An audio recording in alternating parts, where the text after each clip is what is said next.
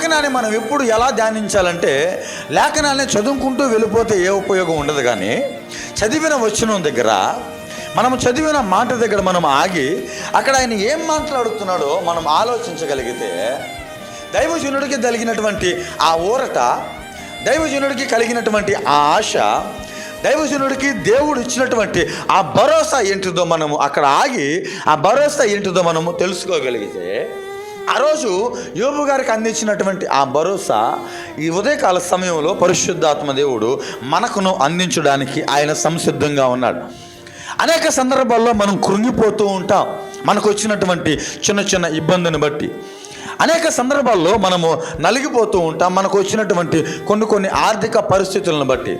కానీ దైవజనుడు మాట్లాడుతున్న మాట ఇక్కడ ఆ రీతిలో లేదు. దైవజనుడు ఇక్కడ ఏ రీతిలో మాట్లాడుతున్నాడు అంటే, నా విమోచకుడు సజీవుడు. ఆమేన్.